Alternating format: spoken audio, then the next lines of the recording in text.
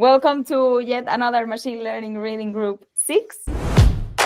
Let's first do a quick roundtable of intros and then we can start. I'm Maria. I have a master's in AI from the University of Edinburgh, which a lot of people from here also have. That's how this machine learning reading group started.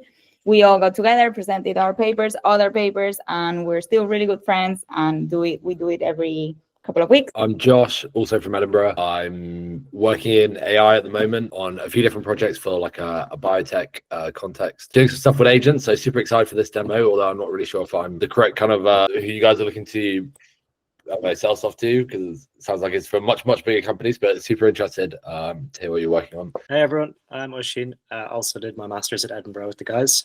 I'm currently doing a PhD in machine learning and signal processing. Very excited for the talk. Look forward to it. Hey everyone, I'm Callum, did the Masters in AI in Edinburgh, I think 3 years ago now, which is pretty wild. And then I went back home to South Africa, where I worked for a company called InstaDeep as a research engineer, looking at multi-agent reinforcement learning, so some agentic stuff, even though reinforcement learning doesn't actually work. And now I'm in London working for a company called Oxa as a senior research engineer, looking at long-tail scenario generation for autonomous vehicles. Hey, so I'm Jonathan. Did a master's in computing a long time ago with a focus on machine learning, but this was a long time ago. And then since then, I've dabbled with it in work, just doing bits and pieces here and there. More recently, playing with large language models for various things in healthcare, and also doing generative imagery for ideation and just playing around with bits and pieces. It's not part of my day job, but I'm very interested in playing with it. Hi everyone, I'm Habs. I'm Maria's co-founder, so I'm doing Entrepreneur First currently. I spent the last 7 years before this working as an engineer, leading engineering teams. Very excited to be here. It's my first one. Feel like a tourist. So hi, I'm Kareem. I also did my master's at Edinburgh and computer science though. I'm currently working as a machine learning engineer at Tesco in the personalization and recommendations team. Pretty hyped to see what's going on here. I'm Matthew. I'm part of a company called Scale, where we do work for some of the big model builders on all their data sets, but also I work with enterprise and government to build custom models for them, and including kind of large national language models. Hi, I was also on the AI Masters in Edinburgh. Now I'm working in a neuroscience lab at UCL. Looking forward to the talk. Hi guys, I did my master's in Amsterdam, so we're rivaling, I guess. Also in artificial intelligence, I published research on probabilistic hierarchical forecasting, and mostly worked after that on more LLM stuff, more application layer AI. I'm Gigi. I did mathematics at Edinburgh. That's how I know everyone. And now I'm doing a PhD in statistical machine learning. Hi everyone, I'm Jamie. I'm also currently part of EF. And prior to that, I worked at King, I make Candy Crush, Apple, and TikTok. Hey, I'm Pascual. I did my master's in Edinburgh last year, and now I'm working as a research engineer at Huawei, working in retrieval augmented generation. Hello everyone, my name is Sarah. I'm working as a data engineer in a startup in Geneva, but I'm planning to do a master in computer science next year and move towards machine learning. Hello. I don't do machine learning, but I'm a friend of Joe and Maria and David, and I'm really excited for this talk. Hey everyone, I'm Milo, doing my PhD at UCL in AI and robotics, and currently at ByteDance doing reinforcement learning research as well in the same field. Awesome. I think that's everyone. All yours, David. Welcome to our presentation of Sentinel, which is a platform for supervision and evaluation of AI agents. So I'm David, and there is my co-founder Joe somewhere on this call. And in terms of my background, so I have bachelor in robotics, master's in AI, and I spent the last few years working as a machine learning engineer. I built some solutions for European Space Agency, then for geospatial startup, and most recently for my previous startup when we were building AI agents for fraud investigation. And there I learned that it's actually quite challenging to deploy agents into these complex environments, and even convincing stakeholders in fintechs and banks and anywhere else that your agent actually can solve their problem and it's reliable. And we'll get into that more details later. Joe? And my name's Joe. I have a background in computer science. I'm David's co-founder on the DEFAC program at EF. I previously worked in cybersecurity for about 4 years, and I built agent-based systems for countering cybercrime. Specifically, we deployed agents into the wild at scale, which would pretend to be victims and engage in long-form conversation with scammers. Similarly to David, understood the difficulties whilst doing this of deploying agents in high-risk domains, getting robust stats on how your agents are performing in the wild when they're operating in hundreds of thousands of environments or conversations, and yeah, trying to get these sorts of things past the C-suite. So that's some of the motivation behind what you're about to see today. Cool. So as I mentioned, at Entropy Labs, we're building a supervision and evaluation platform for AI agents. And so basically the problem is that you're trying to integrate non-deterministic software, LLMs into deterministic software. And it's very difficult. And making these agents reliable and safe is very challenging. And that's the problem we are trying to solve with various approaches. We'll get into the details of this later. And first, I'll give you a background on why is it hard to deploy these agents. And then we'll give you a demo of Sentinel. Cool, this works. So yeah, this is the interesting questions, right? Like, if you look at the benchmarks for LLMs, they can now solve bar exams, like International Mathematics Olympiads. They're achieving basically PhD level performance in most of the domains. So the main question people should be asking almost every day, if you're not asking it every day, is like, why haven't LLMs automated most of cognitive work yet? Because, by the benchmarks, they should.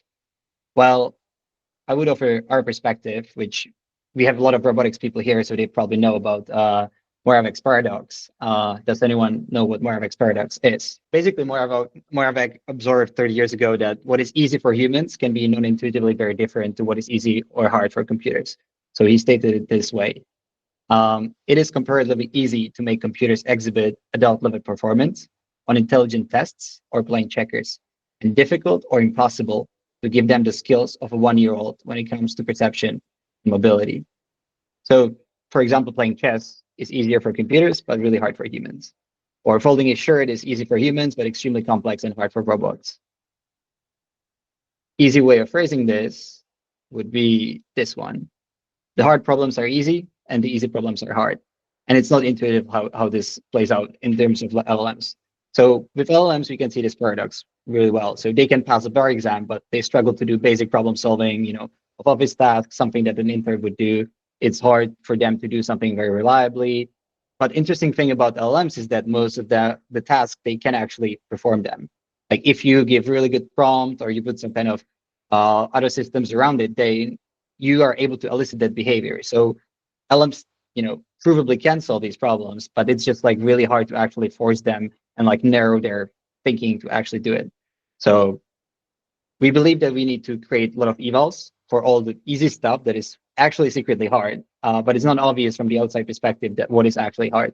And then every company who's going to be deploying agents will basically become an eval company, because the agents need to be specifically tested on the task they're actually performing. And it's almost irrelevant that the same LLM can perform, like maybe solve Riemann's hypothesis or some kind of, non-trivial problem like that. But if it can't send the same email with the small variations on input, like reliably every time, it's kind of useless.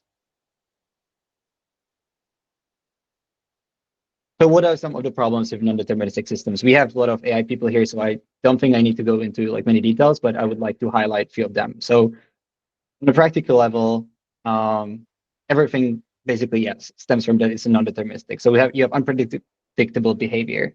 So these agents fail to behave consistently if you change like small stuff on the input, or if you have multiple calls in sequence from LLMs. You can also have very problematic error propagation. So if the agent decides on the second or third step, to do something kind of semi-wrong, then this error will propagate very quickly.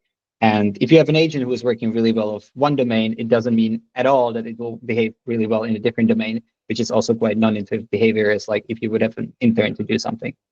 Then there are many safety challenges.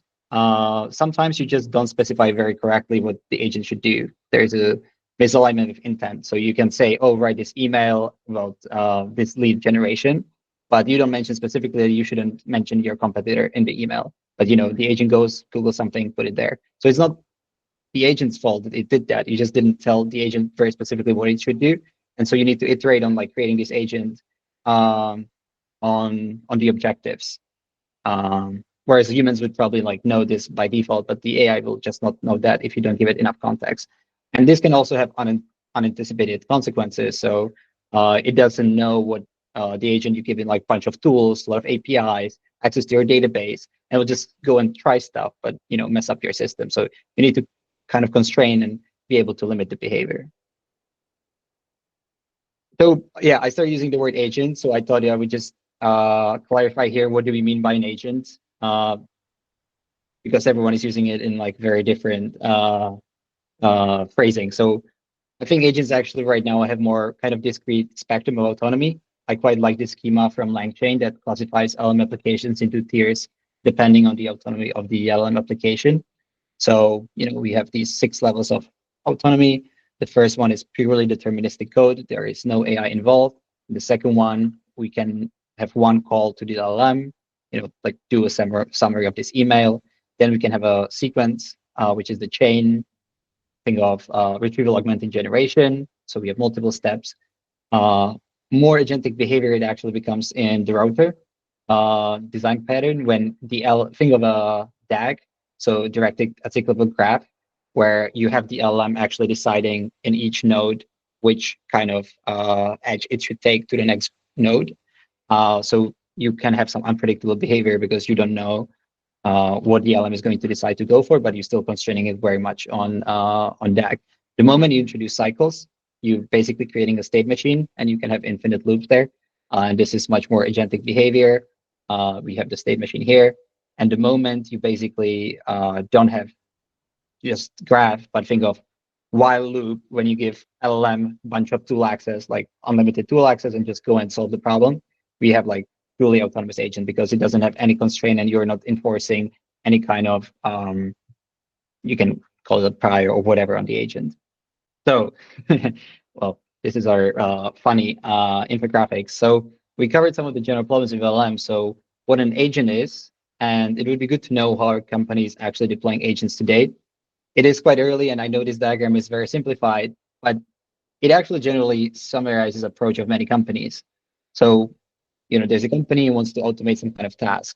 They go and build some agent prototype, test it, do what we call a vibe check. You test few prompts, you maybe build like 3 or 4 basic evaluations, you kind of deploy it. Agent makes a mistake, you go and, fix the prompts. Maybe you fix, the DAG, the graph that you created to constrain it a bit more. And then you just like repeat in this pattern. And by agent makes a mistake here, that can just mean the customer is not happy about, the emails it sent, the code you generated, et cetera, or it just wasn't like specified correctly. But the problem is like you start repeating this, and the moment you change one thing, maybe you're actually making, again, creating the mistake that you fixed, in the previous 70 iterations. So it becomes unsustainable very quickly. So most of the companies then come up, oh, let's do evaluation. So what is an evaluation? That's basically a process of systematically assessing the performance, the safety and reliability of the LLM. So think of it as, we have machine learning people. So it's, basically running it on a test set. So you have inputs and you have labels, and you're trying to see if, given these inputs, you have like true positives on this test set. So you can measure a lot of stuff. You can measure accuracy. You can measure some robustness, efficiency. Basically, like did it success? And you have so many types of scores. And this is critical to align the model with the user goals, to improve the performance, and just ensure that, the deployment will be safe. It is kind of giving you some safety guarantees that, similarly as if you have traditional machine learning model, you would run in a test set, you would get 97% accuracy. You would like kind of assume like this will generalize well in the real world. Well, the problem with evaluations with LLMs or just agents is that problem space of the actions that they can actually perform in the world is just like so much bigger. So you would need probably like millions and millions of these evaluations, but most of the companies have like 7 or 100, like very limited number of these evaluations. It's really hard to actually test for the real world. And that's what we are getting to. It's like, what are the challenges here? So the first one I actually just mentioned. So it's a real world testing. So you can't simulate everything which is happening in the real world. You can't actually get rid of the behavior. Like even if you test it and you're like, oh, this is a problem, you go and update the agent and it performs well on the agent, you have no guarantee it will not happen in the real world anyway. When you deploy the agents, you might like hope it will not happen, but it will not give you any safeguards around that. Then it's quite hard to reproduce quite often. Like the moment you start changing the agent scaffolding, you might have not the consistent behavior after like few prompts that you change. And also the problem with LLMs is you need to have these evaluations very holistic. So think of you have your agent, and then you're evaluating some downstream effect of the agent, which is a deterministic code, like some test set. So every time you make changes, you need to evaluate the downstream impact or updates. By the way, I forgot to say at the beginning, like if there's like any questions, just like raise your hand or scream. Just want to make that clear so we don't get to the end and I was saying something completely wrong. So is there anything else we need to do to deploy reliable agents into the wild? So evals, we believe, are only a partial solution. So what do you need? It's obviously Sentinel, which is the thing we are building. And what Sentinel is, it's a complete AI agent supervision framework. So we believe that to make agents work at scale, you're going to need both offline evaluations, but also online supervision. So every company deploying agents will need evals. In case evals don't catch all edge cases, they'll also need online supervision, which will be evaluating and supervising the agent at runtime. So before deployment, you create all the possible edge cases you can think of, but after you deploy it, you actually put supervision on top of the agent. So in practice, so you can imagine how it looks like is if you have an LLM and you give it access to tools, before the LLM can call the tool, but before the tool call is executed, it will go through the supervisors. And these supervisors can be chained together. So let's say the LLM wants to execute some bash command. So first can be a deterministic supervisor who will be only analyzing the inputs, whether they are in some allow list. So, I can only execute ls commands, so like read commands. If I don't do that, if it's not an else command, it can execute to another agent, LLM supervisor, will be checking whether this input is following some kind of policy that you have for the agent that, perhaps it can execute commands only in some folders and like it should not do X, Y, Z. And if it doesn't know, it can again escalate to human. So basically these supervisors are a powerful mechanism that you can put on top of these tool calls that can at runtime, giving the parameters and inputs in the context window that it has previously decided, but it's safe to execute. If it doesn't know, you can always default to human. So that's a powerful way or like important thing of the online supervision is human in the loop. So quite often you don't know beforehand like whether something is safe. So we believe in the future we might have like one human who is overseeing like hundreds of thousands of agents, and you just see what the agents are doing in real time, and you just specify for the agents like if there is something new, something it hasn't seen before, it's like not sure, just escalate to human. And then over time, you basically, if this agent approved, sorry, if this human approved, next time it's not going to go to human. And you're going to train and improve the trajectories. That's the point of the supervisors. It can execute a tool call, but the LLM will be, by the way, this is against the policy. It will send it back to the LLM and it will correct it. So offline evaluations is basically improving the agents, before deployment. Online supervision is then correcting it during and like after deployment. And you can use the online supervision, for corrections to go back, create offline evaluations, improve the agents, and you're closing the feedback loops of like, CI/CD pipeline. Yeah, this is the self-improving supervision. So yeah, we basically want to do regression prevention and updating cognitive architecture. But yeah, I feel like I've been speaking for too long and you want to see some demos. So now is the time for a demo. Joe, are you here? Or maybe are there any questions right now? Wait. Sorry, I have a question, I guess, to fill the time with. So out of curiosity, so you've mentioned a couple of different guardrails in place here, right? You've mentioned that for the online supervision, for example, you have your agent that's kind of supervising the actual agents that are deployed. And you've kind of given a loose mention of the types of policies that you can sort of look out for to make sure that they aren't being breached, essentially. But if the space itself is kind of difficult to quantify, right? How do you expect users to kind of tackle setting these policies so that they're kind of wide enough or kind of enough of a catch-all to make sure that you're not actually falling foul of the idea of what the expected behavior is supposed to be? I mean, you can specify much more narrow focused supervisors, which, let's say in this example, I think we will have like a customer support agent, and the same policy that you're uploading to the agent, you can upload exactly for the supervisors. But the difference is, usually the agent was just trying to follow the goal has like 10 of these policies. I'm trying to follow the language of the company. I'm trying to, I need to know how these tools operate. Whereas these supervisors are much more narrow. You can have hundreds of parallelized supervisors, each checking for like each edge case. So like you can always just like try to trigger it, and you don't have to, kind of reject the action. You can just like first like monitor it, then the humans can have look into it and be able to improve the policy itself. I see. Okay, cool. And in terms of confidence, like even with these sort of narrow specs for the supervisors, how confident do we feel about the supervisors actually being reliable in terms of upholding these policies when looking out for when looking over the agent's behavior, essentially? I mean, I think quite an interesting type of supervisor is a deterministic supervisor. So for example, yeah, you can have like a regex who's like literally checking, and then you're basically introducing you don't have like LLM checking. LLM is always a bit problematic, so it can't really give you like a great guarantee. You're basically just adding nines, in some kind of safety and reliability space. But I can't give you a number right now, like how much improvement it will be. But for example, when we run it here on South Bench, it basically ran all the tasks that were failing before due to these supervisors being able to fix the bad behavior. Like quite a common failure mode was that they were running a tool with wrong inputs. Well, that's quite easy way to fix. Yeah. I think thinking about supervisors requires kind of a new mindset, because there is no way that you're going to define a set of supervisors sort of one shot that are going to work for all cases.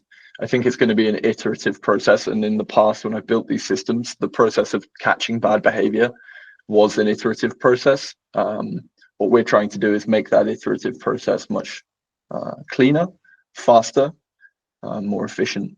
And so on that note, I guess I'll kind of jump into a demo to show you what we're talking about in concrete terms. David, can you see everything okay? Everything working? Cool. Yeah. So I'm gonna show you the platform that we've been working on for the last couple of weeks. And I'm going to show you in the context of a customer support agent that we're going to run. So this customer support agent is going to be working on a number of tasks. And I want to show you how we've hooked up this agent so that it reports everything that it does to Sentinel and allows Sentinel to sort of be the middleman between the agent proposing to execute tasks and those tasks actually getting executed on the world. So firstly, I want to show you how do we hook into an agent. I'm just going to open up an agent and show you the couple of lines of code that you have to add to your agent to get Sentinel set up. So somewhere around here is this register tools and supervisors statement. And there are a couple of other lines of code that you need to add to, but what this effectively does is it just makes Sentinel aware of what tools you're using and which supervisors should be run over those tools before they're executed. So for example, if you have a Python execution tool, you might want to say that this requires the human supervisor. So a human has to accept or reject this every time this is called. So it's very simple to integrate. And now I want to show you what it looks like for a couple of agents to run in my terminal. So I'm going to run a bunch of agents which are hooked up to Sentinel. So this is going to run, I think, like 36 agents or something in parallel. And they're all going to be running on customer support tasks. So if I give these a few minutes, they're going to start booting up and doing customer support. So this is like pretty unmanageable in this format. But if I tab over to Sentinel, I can head over to projects and I can see that each of these is now defined as a project. If I click through to the project, I can see that each project has multiple runs, and the run that I just set off is this one here. If I click on the run, you can start to see the agent executing in real time. And so it's requesting to use tools on the left. So respond to user, find a user by name, respond to user again, get user details, etc., etc. And these are being supervised in real time. So each one of these has supervisors attached. I'm going to find a example that maybe is still running.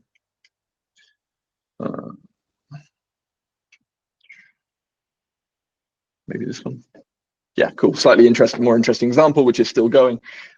So as you can see, the tools are being executed, they're being supervised. What does it mean to be supervised? Well, let's inspect one of these completed tools. So the first thing it did was respond to user. What happened there? So the respond to user tool, I'll tell you what, I'll go find it in this list. Here it is. So this respond to user tool executes this code, and it has this supervision chains set up. So first, it calls an LLM, which is the correct information presented to user supervisor. So this is just an LLM being asked in this tool call, given this policy, does this tool call adhere to the policy? And if that fails, it will escalate to a human. So this is the chain that we've configured for this. So let's see how that ran. So it turns out that the LLM supervisor decided to approve the action immediately, and so it didn't go to the human supervisor. So if we inspect this, we can see that the LLM thought that this action was acceptable because we're correctly following the authentication process, etc., etc. So that's pretty good. So let's move on, see if we can find any other interesting supervision results. Anything cool here? Yeah, so for example, here's a rejection. So the agent policy supervisor, which is checking whether the action adheres to a policy, a specific policy, rejected, for example, in this case, because the agent was in a death doom loop. So it's been like iteratively or sort of repeatedly trying to call the same tool with no success. And so we've rejected the action. So not only can you detect problematic behavior, sort of bad behavior, but you can also detect reliability failures like this and sort of steer the agent back on track. So I want to show you what it looks like when a supervisor doesn't know what to do, and so escalates up the chain. And so in this case, this supervisor 1, goal following supervisor, has escalated to the human. So it says the agent attempted to proceed with an action without successfully authenticating the user's identity per the policy. So the agent violated the policy, and so the user must be authenticated before any orders can be taken. So this supervisor didn't like what the agent was doing. It's now escalated it to a human. So I'm going to head through to the human supervisor, and I'm just going to see which requests I have in my queue that I have to look into and process. As you can see, for different runs, I have a bunch of different tools that sort of executions that I need to look at. So for example, in this case, if I look in the chain execution, I can see that this supervisor escalated this request to the human. I can verify why this happened. I can look into, for example, the chat history. I can see what the state of the chat is, and I can either approve, reject, or kill this agent. So this is kind of the human review interface.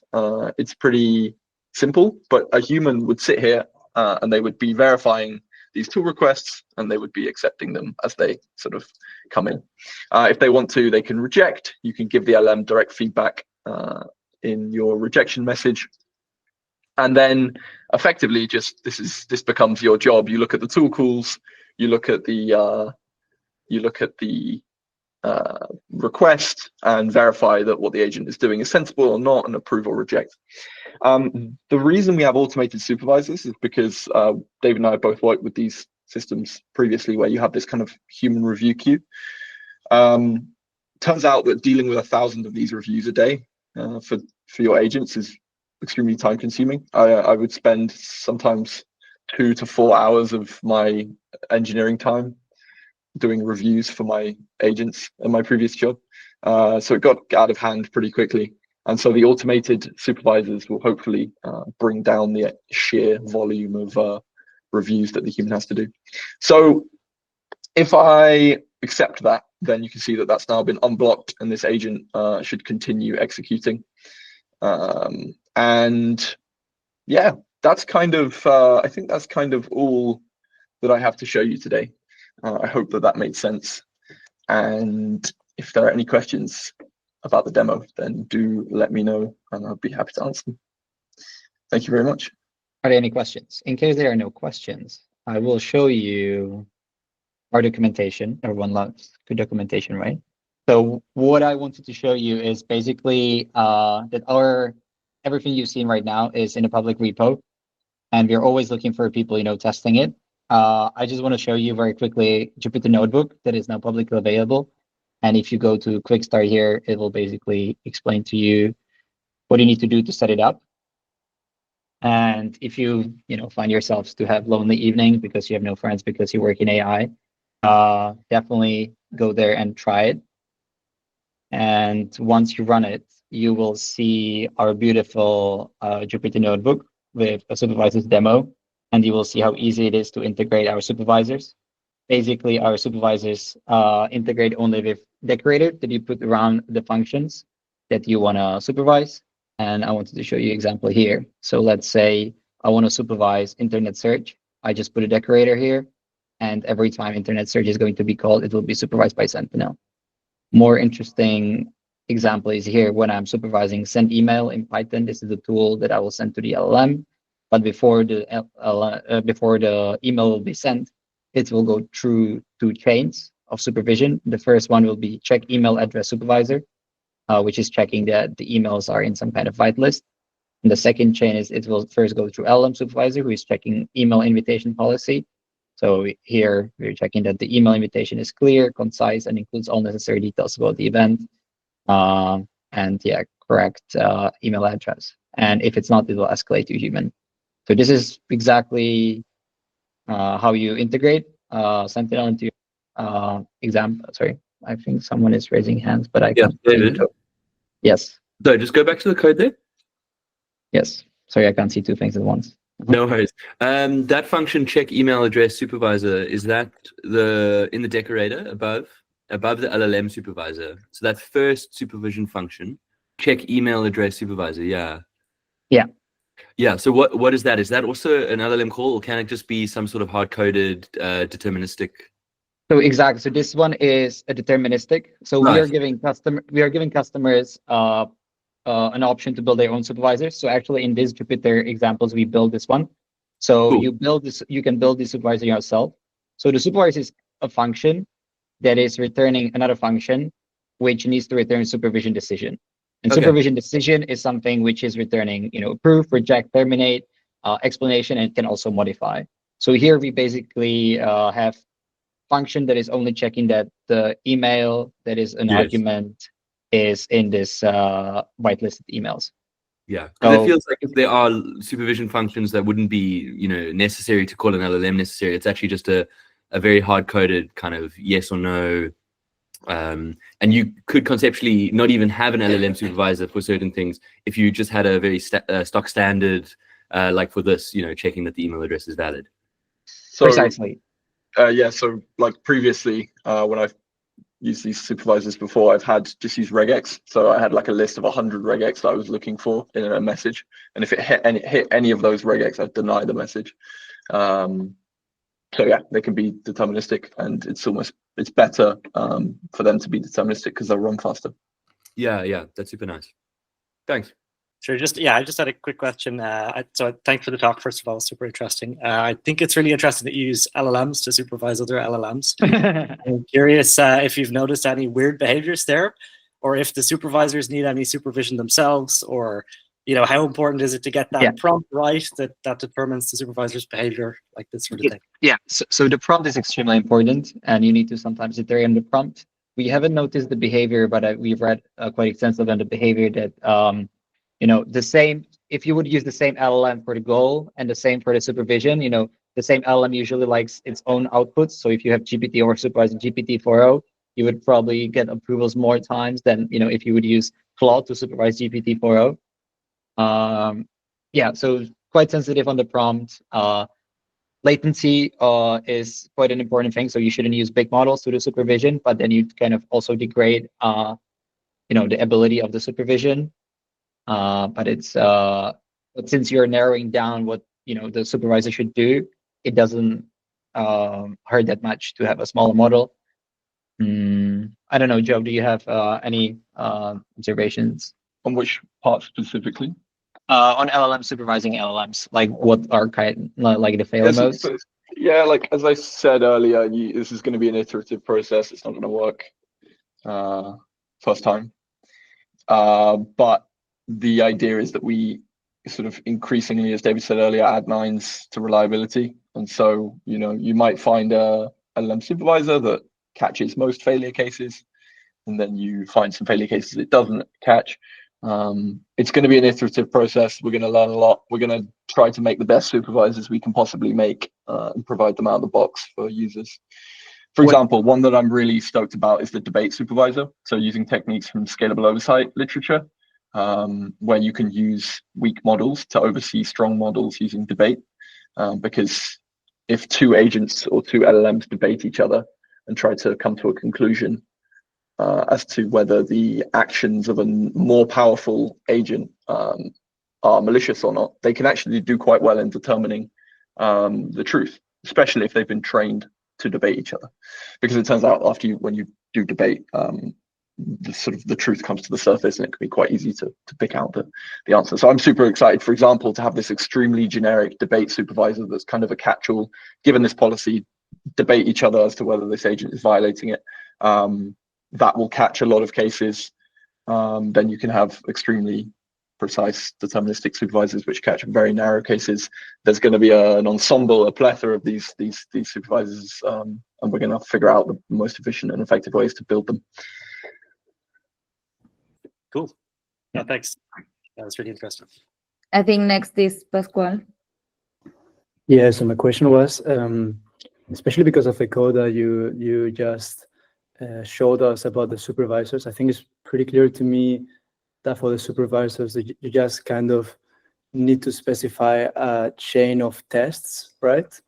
But it wasn't very clear, at least for me, what do you need to specify for the actual agent. I think you mentioned some sort of directed acyclic graph in terms of like the tools that it can use, but in terms of everything else, is it like very fine-grained code, or is the agent, because the definition of agent is very different for everyone.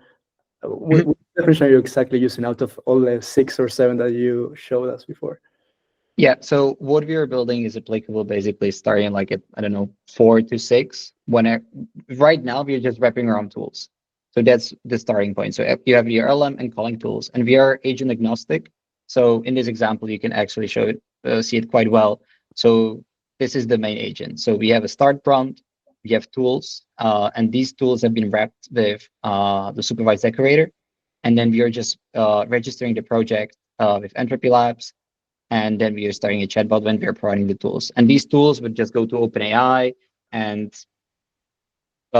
every time you get a new message and it generates a tool call, this tool call will first go to supervisors. So think of us only as interacting not only, but like mostly interacting with tools. So think of, yeah. Sorry, go on. Do you need to specify all the specifics of the APIs that it can use, or is it also pretty autonomous in this sense? What do you mean? Which type of APIs? No, not type, like specific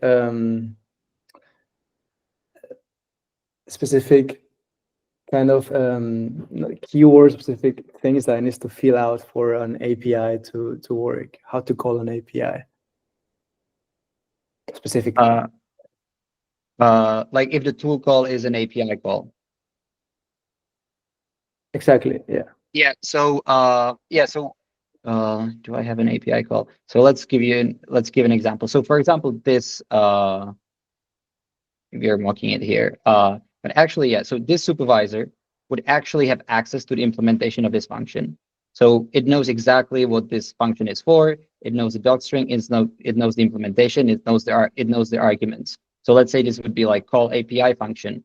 Then by supervising the function, we know this format. And the moment the supervisor is being run, it also have access to all the previous messages. So you can specify what kind of context will go into the supervisor, and it might even have more context than the agent itself, because you might give it like to access to different types of policies. Mm-hmm. I don't know if I'm answering your questions. Maybe I just misunderstood it. So like here, yeah, like we have like a different policy here just specifically for this supervisor, and you can have, inside of this function, you can have, you can access different files. You can even call different functions in the supervisors. Like it's quite a generic framework, so it's up to you. Mm-hmm. Perfect. Thank you. Thanks. Yeah, so clearly a big part of this is the supervision, be it the supervision of a model, which has some level of reliability, or the supervision of a human. So, define your supervision roles. Those need to be pretty good. But then how have you thought about the interaction of surfacing decisions to humans so that they can quickly and easily audit those? So if a machine says, hey, this is toxic behavior, and you read it and you're going, this doesn't look toxic to me. What's your thoughts around that type of thing, where when the human overrides, I can imagine a state where the models are so much better at judging than humans that actually humans just make it worse. So how do you think about that problem? Joe, do you want to answer that one? You're an expert in human in the loop and giving explanations. Yeah. So what in the moment you can so what you do in this situation is you'd have your LLM that escalates to a human, and this gives the human oversight as to the decisions of the LLM. In the initial case, maybe you just have the human, you observe the behavior, then you create a supervisor which automates the human decision making. But yeah, you want to observe the behavior of the supervisor, and then we need to kind of detect false positives, false negatives, true positives, true negatives, draw up that matrix and figure out how the supervisor itself is performing. If the supervisor is escalating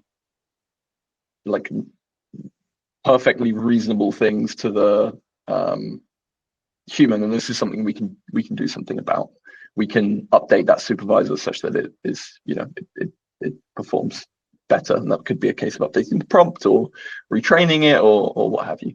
So this would be a manual process. The human reviewer would notice that the things that they are having to review are poor quality, and they would update them. They would update the supervisor. The problem are the false negatives, so the things that don't get flagged that should have been flagged. And at scale, you're not going to notice these things. They're going to be flying through the supervisor, getting accepted, and going out into the world without you being aware. That's a real problem. The best solution we can think of to the false negative problem is randomly sampling things that don't get flagged at a rate of some percentage, 1%, for example. Send those to the human reviewer anyway, and say, this was not flagged by the supervisor that should have been supervising it. What do you think?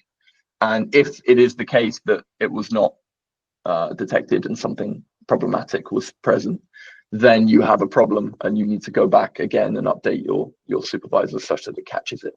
And so, as I said, this is an iterative process of building out these supervisors. Right now, the methods of automating this build out are not good, but we would like the build out to be as automated as possible, using the human feedback, detecting which area of the matrix that that request is in. Was it correctly classified, incorrectly classified, missed, what have you? And then using that human feedback to automate the creation of the supervisors or the improvement of the supervisors. That's sort of a problem for down the line, but it's very much something that we're keen to bring about. I hope that answers your question, Jamie. Yeah, I was also thinking a little bit about explainability and interpretability as well, whether you tackle that. So, rather than this is toxic, here's why it's toxic. Something. So our super basic solution to doing that right now is we just provide explanations so the LLM can justify its behavior. As we know, this is not always accurate, but at least it gives, at least it's an attempt. And we also have you have a system on top which can explain things as well, which is it just dumps stuff into an LLM and asks it, what is the context here? What's happening? It's more of a summarization tool than an explainability tool, maybe. But yeah, we need, these are actively in development features, and we're gonna hopefully try and figure out the best ways to do them. Cool. No, thanks. It looks great. I had three, 4 different questions. I'll keep it brief.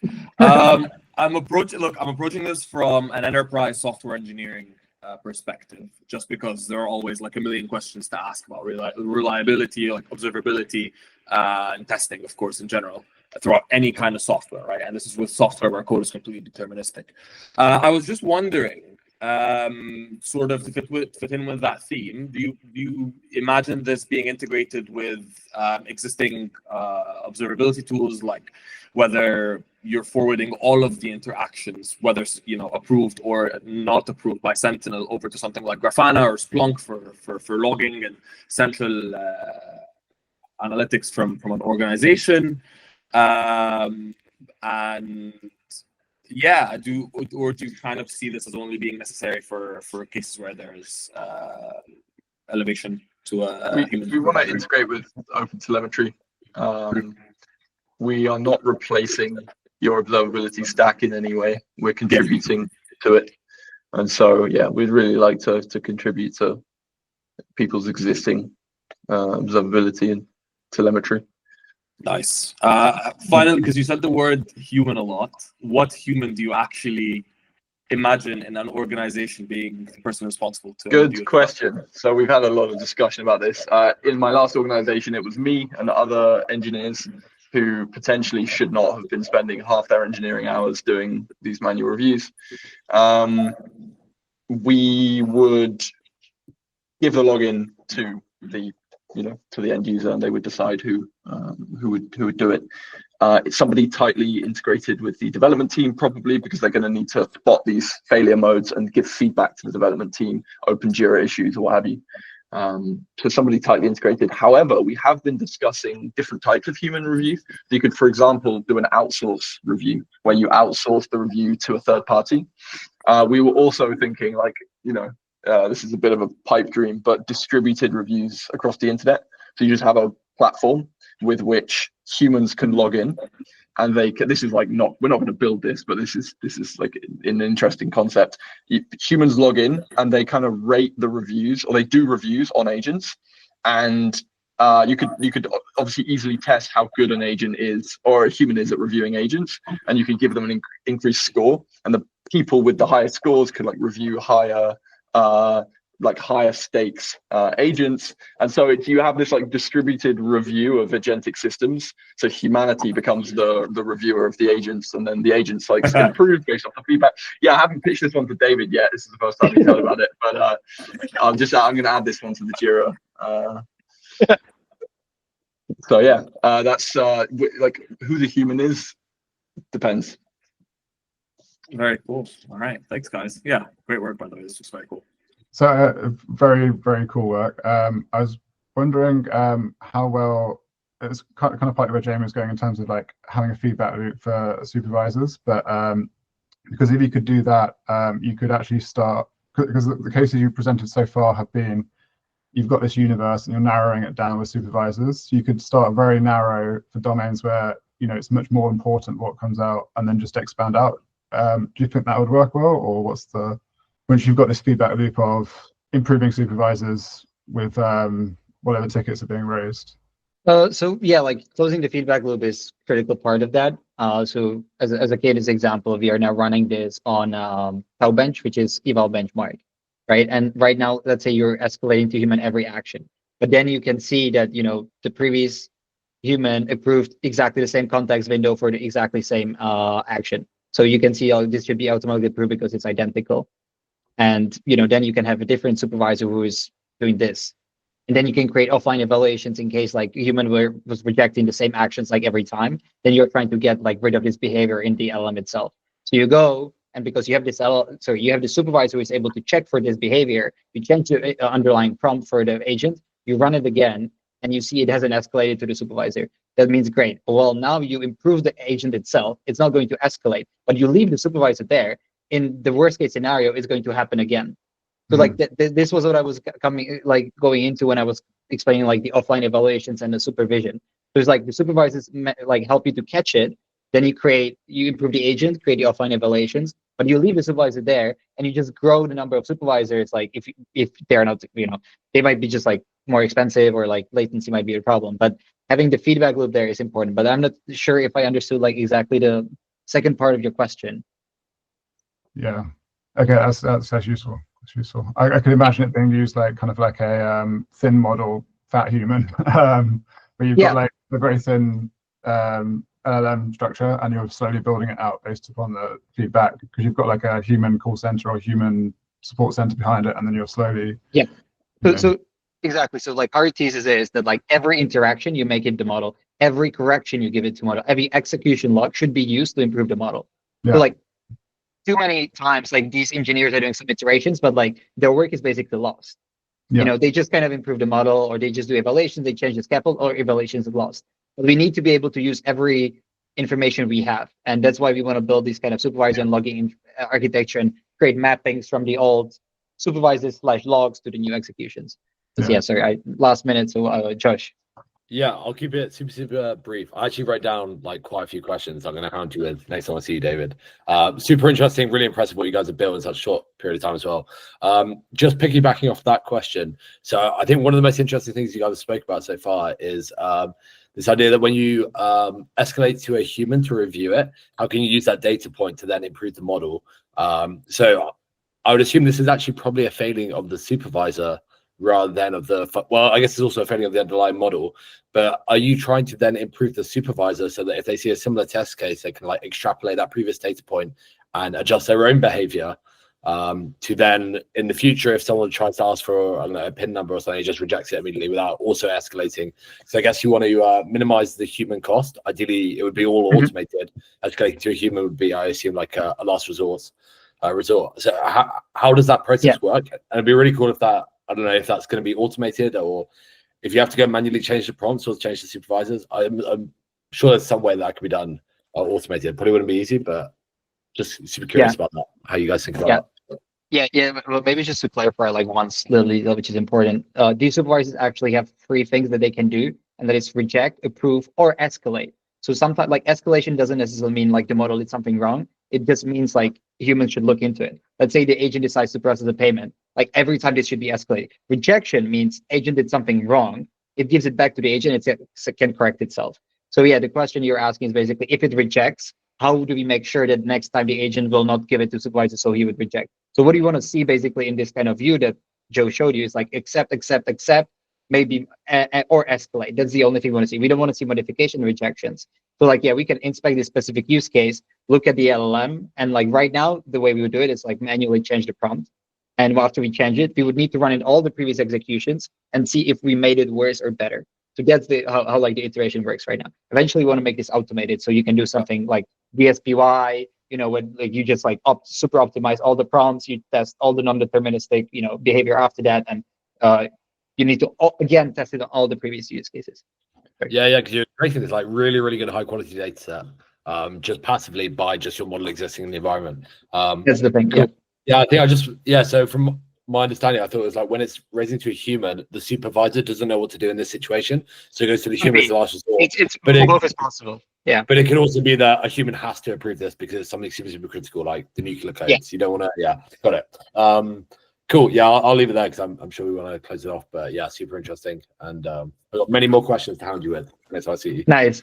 Happy about that. Alrighty. Thanks for presenting, David and Joe. This was incredible. Good job, guys. Thank you very much. Yes. Thank you very much. It was a pleasure. Cheers, guys. Ciao. Bye. Bye, Jan. Bye. Thanks.